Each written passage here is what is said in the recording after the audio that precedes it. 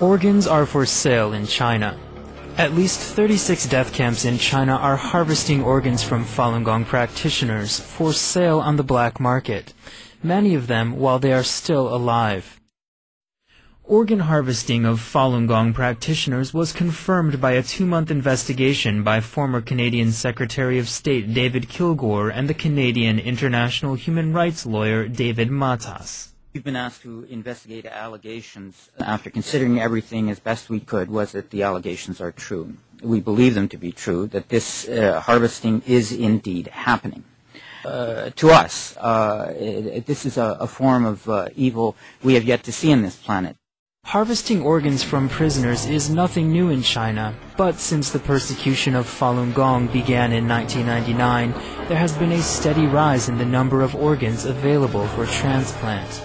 That's why Dr. Wenyi Wang challenged Chinese President Hu Jintao on the White House lawn. I had encountered some Chinese patients who had gone to China and came back with kidneys, and when I asked them where they came from, they said, oh, it was my cousin or something like that, but then some of them told me that they had bought the kidneys from executed prisoners.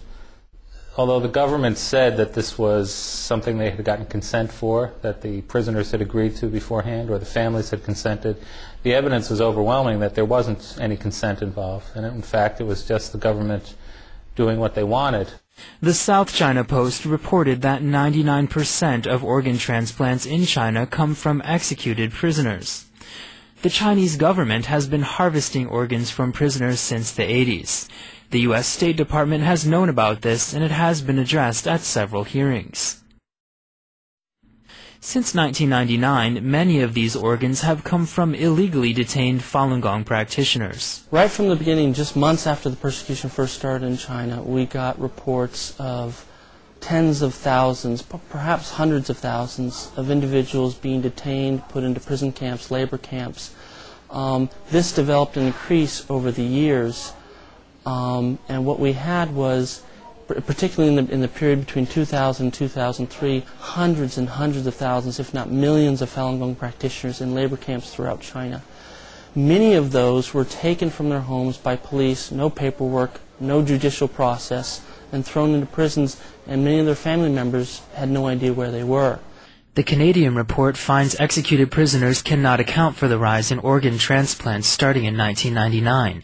There were just as many executions before and after Falun Gong began to be persecuted, but the number of transplants increased by 41,500.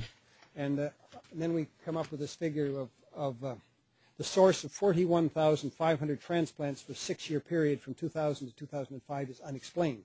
2 witnesses from mainland China were the first people to go public with information about organs being removed from live Falun Gong practitioners at Sujiatun Medical Facility in Shenyang City.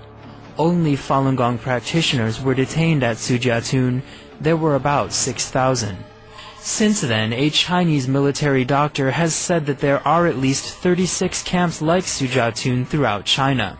Most Falun Gong practitioners are held in the northern regions of Heilongjiang, Jilin, and Liaoning. Subsequent investigations by the World Organization to investigate the persecution of Falun Gong have confirmed these findings.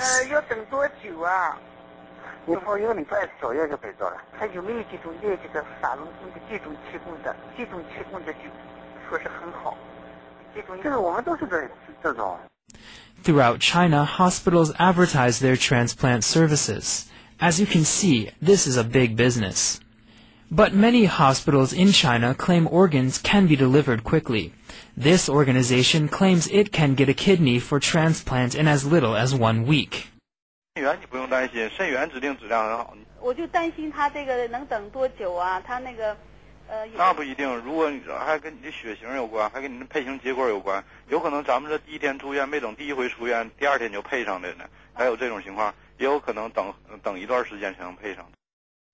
you could, know the blood types of everyone you had in prison, and if you could execute people to order, then you could certainly deliver hearts and livers, and anything else you wanted to do on a short time frame. The current wait In New Jersey, for kidneys is 4 to 5 years. In New York City, it's 8 to 10 years.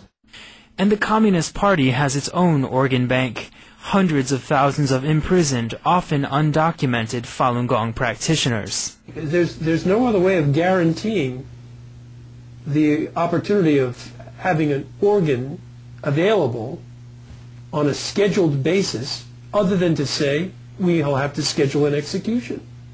This Falun Gong practitioner said she witnessed many practitioners being tested. In 2001, I was illegally held at Daxing County Labor Camp in Beijing. All Falun Gong practitioners held there were taken out and underwent physical exams. We had our blood drawn and x-rays taken. We also had urine tests and eye exams.